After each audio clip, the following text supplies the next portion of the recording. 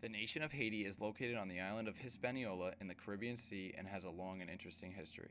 Originally settled by the Spanish but ceded to the French after a conflict, Haiti has a distinct Creole culture and is the only nation in the world to be established by a slave revolt. However, disaster struck the tiny island nation on January 12, 2010, when a 7.0 magnitude earthquake destroyed most of the country's infrastructure.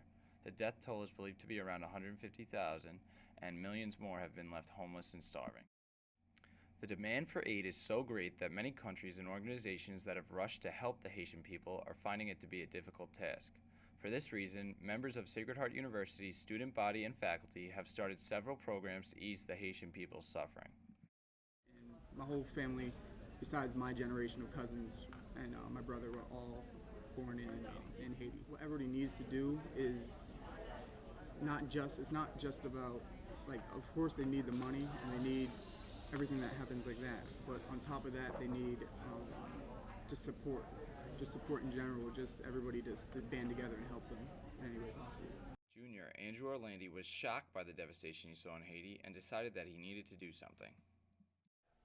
After I first heard what happened, I didn't really know how to react because I didn't know how big this thing actually was, and I found out the death toll, and I just thought that it was insane that something like this could happen. My band, City Side Up, we saw that Blink-182 they set up a Haiti fund and they were selling t-shirts. They raised $20,000. So we decided we were going to do the same thing. Not t-shirts, but we just we set up a link on Facebook.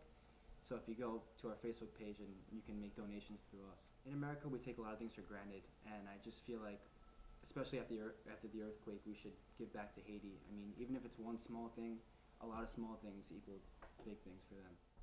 Besides these generous contributions from students of the university, Dr. Anthony Cernera believes that by employing short and long-term plans, Sacred Heart can help Haitians to rebuild their country. Haiti, as you know, is the poorest country in the Western Hemisphere. Even before the earthquake, about 80% of the population was either not employed or not employed in regular jobs.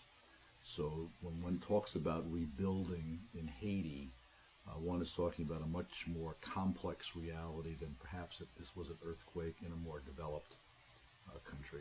So the immediate efforts of organizing food and perhaps clothing are good and necessary things to do. Campus ministry, other clubs and organizations are galvanizing their resources to do that. Appropriate thing for the university to do is to form a university-wide task force to develop a long-term plan of action. So I asked Dr. Matthew Kinney, the executive assistant to the president, to chair a committee composed of faculty, staff, and students who would help develop a long-range plan. Dr. Cernera has asked me to chair a university-wide task force that will look to respond to the devastation in Haiti, both in the short term but also in the long term. So in terms of what Sacred Heart is doing, we take to heart our mission and core values that say we need to reach out to those in need, that we need to respect the dignity and worth of every human being. Really trying to take our lead from the Haitian government, and what the government is telling us as of right now is that their main need is for economic support. That's for the short term. The reason for that is, as you've probably heard in the news, there's only one runway into Haiti and one way out. And so right now, in-kind donations like food and water and clothing is stockpiled there because the whole infrastructure of the island has been devastated. We're going to try to do everything that we possibly can to respond to the needs in Haiti. We have a tremendous amount of gifts and talents as a university family, and so the challenge for us will be to figure out how we best use those gifts and talents to serve others. The nation of Haiti has always been a very poor country, but after the earthquake, the Haitian people are in even more desperate need of our help. I am sure that through the diligent work of students and faculty, we have begun to make a major difference. However, there is still much more work to be done, and any contributions or ideas can be sent to the Hearts for Haiti Foundation on the Sacred Heart University website. Thank you. This is Roecklein, signing off for The Pulse.